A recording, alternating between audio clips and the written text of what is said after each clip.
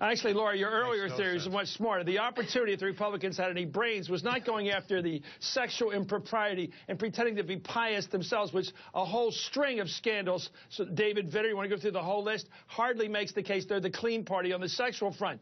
But going after people on callousness towards women, now that's a smart move. They're probably not smart to stick with. Anyway, some Republicans are hesitant to relive the Lewinsky affair overall. Karl Rove has questioned Rand Paul for beating up on Hillary Clinton.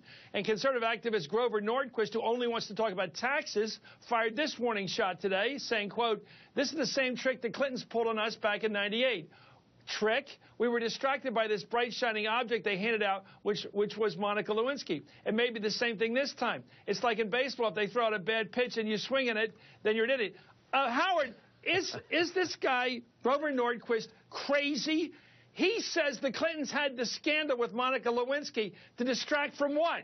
The tax issue? Are the Republicans completely loony?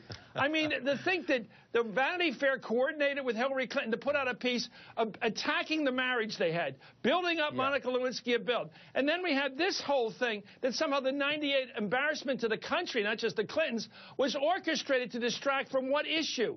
I mean, are these people completely incapable of exploiting a pretty fat opportunity? My answer is, I think yes. Your answer?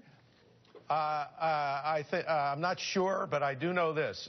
If you read the whole article, there's no way this is something that the Clintons would have wanted out there. Because, as I say, Monica is basically advertising her bitterness and her resentment at the way she was destroyed by them.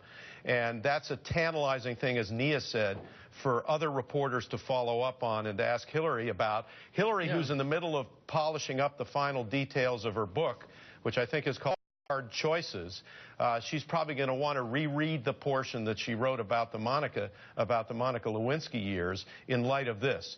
And as far as Grover Norquist is concerned, even Grover can be right for the wrong reason, okay? Yes, all he cares about is the tax code, but I think he's got a point as far as the Republicans are concerned. If they're going to try to run against, if they end up running against Hillary Clinton and they try to run against her by doing a rerun, as you said, a rerun of the '90s, they're going to lose. I agree. I think that's right. That's Hillary right. Clinton, I think what she did well. I got to go. I think Hillary Clinton did something really wonderful in the late '90s.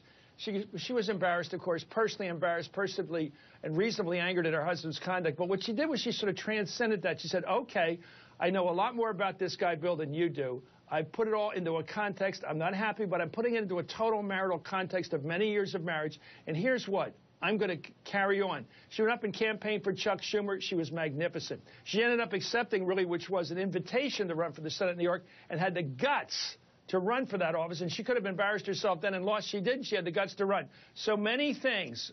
I'm beginning to realize more myself personally how much guts that woman has. And but they nobody stay married. in politics, and nobody in politics is perfect. And that's the other thing I've learned. And I'm stopped looking for it. Perfection. I'll still look for it, but it ain't there yet. Thank you, Howard Fineman. Thank you, Nia Malika Henderson. Thank you. Coming